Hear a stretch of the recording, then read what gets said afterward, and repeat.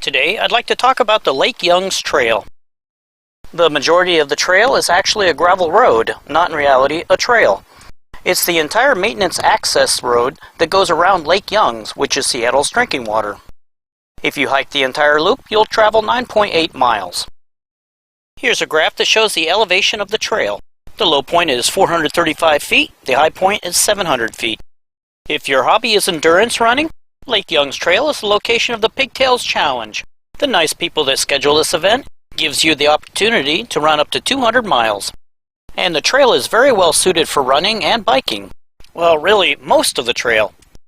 This section here can be a runner's worst nightmare. It's an extremely steep slope with lots of loose gravel and large stones. If you're running up or down it, I wish you the best of luck. Looking at some of the other amenities this trail offers. If you're looking to do some interval training that involves lots of hills, this is where you want to walk. Or if you want to just get out into nature and have the woods surround you, this is the stretch you'll be on. If you're not a nature person and want people around you, this part of the trail goes along a housing development and always has people on it. Okay, let's talk parking. As far as I know, there's only 3 formal parking areas. This is where they're located. The southwest lot will hold 2 to 3 cars. This lot even has warning signs stating if you park here, they'll throw a brick through your window and steal all your stuff. I, however, have parked here many times without any problems. The northwest corner parking lot will hold about a dozen cars and is in a housing development. No signs about bricks at this lot. Finally, at the north end of the trail, you'll find the main parking lot at the Lake Young's Trailhead Park. You can put several hundred cars here.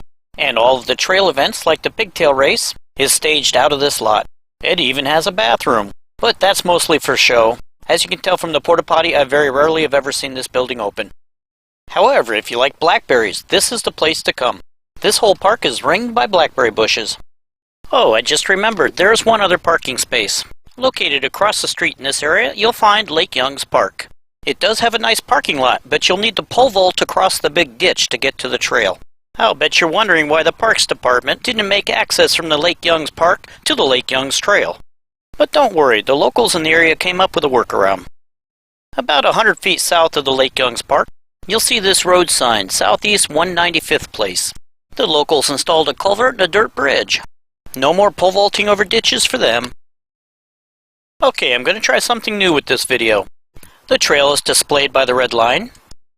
Mile markers will show how far we've gone. A moving blue dot will show where we're at in our tour. There is a chart at the bottom of the screen that corresponds to the blue dot. It shows the distance traveled since you started, as well as the elevation and grade of the trail you're currently on. And finally, I'll be putting up pictures showing what the trail looks like at the current location you're at. The starting point is Lake Young's Trailhead Park. After you've parked your car, you want to head west. The trailhead is easily visible from anywhere in the park. Take time to stop and read the kiosk. They have friendly descriptions of the nice bears you may meet while walking on the trail. You'll have a short walk through the forest to get to the main trail.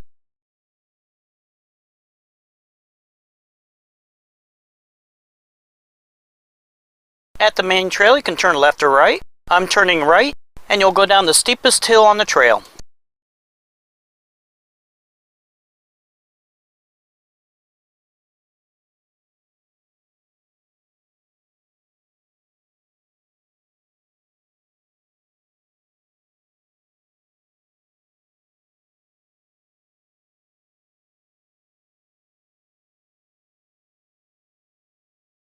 At this point, you've gone a little more than a mile, and you'll see a trail cutting off to your right.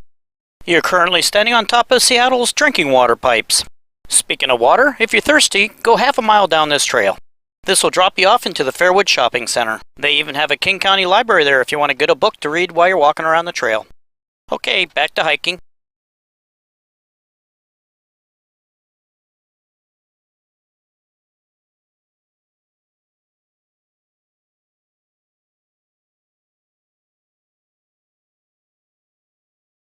If you look through the fence into the watershed, there's some beautiful scenery. Keep an eye open for your fellow traveler, so you don't want to step on them. At the top of the hill on the right side, you'll see an old Nike base. It's been converted over to an Army Reserve Center. And on the left side you'll see a field with large water storage tanks. Keep your eyes open because there's lots of deer and coyotes in this field, although they're never there at the same time.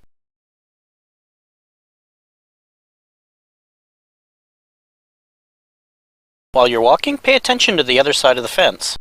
Many of their access roads are straight out of the fairy tales.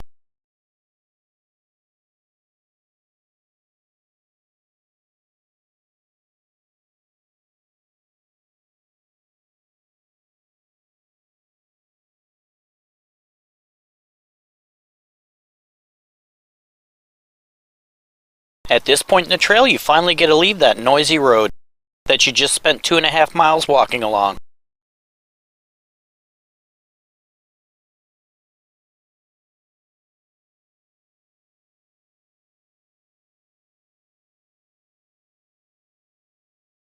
A little over 4 miles into your hike, you can finally get a glimpse of the lake. That is, if you're tall enough to see over the fence.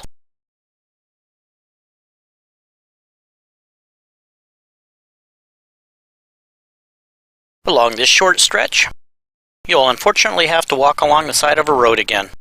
This is also a poorly maintained section of trail. But once you get down to this corner, life becomes good again.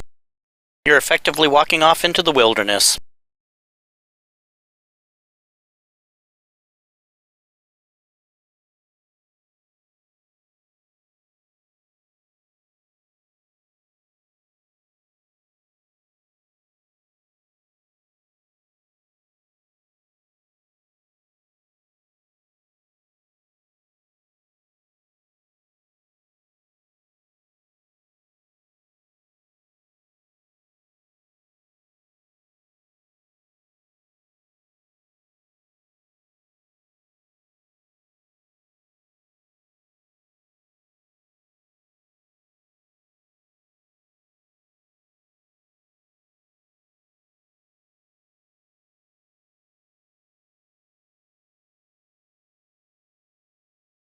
In this area, you start to see signs of civilization again, and the gravel road turns into a foot trail.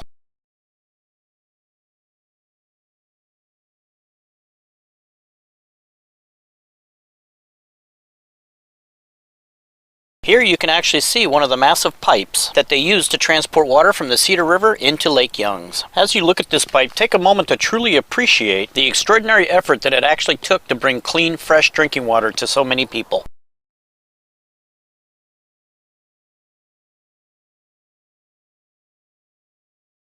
You'll soon come to a Lake Youngs maintenance area. They have here a section of old pipe. The entire pipe is made out of wood held together with metal splices, and the wood appears to be coated with creosote. If people were actually drinking water out of this pipe, it's no wonder why their lifespans were so much shorter. Okay, moving on, you'll be walking next to a road called Petrovisky. This is a fairly heavily traveled road, so be prepared for a bit of automobile noise.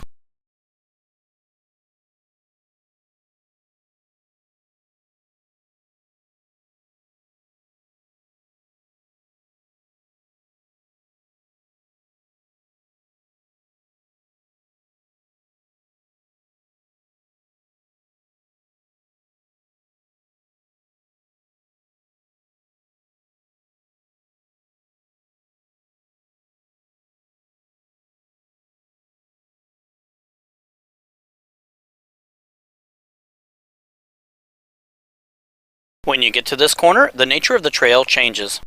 You're now going to have fences on both sides. So, if you happen to have claustrophobia, or a healthy fear of being chased by werewolves down a subway tunnel, you may want to consider skipping this part of the trail.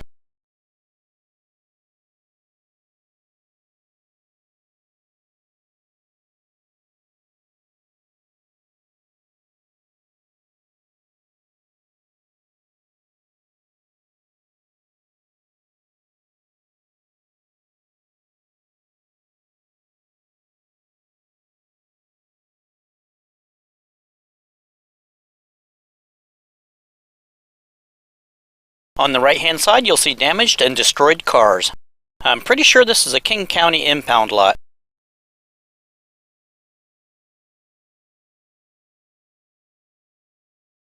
The turn on the right-hand side is where you entered onto this trail. Turn down there and it'll take you back to the parking lot.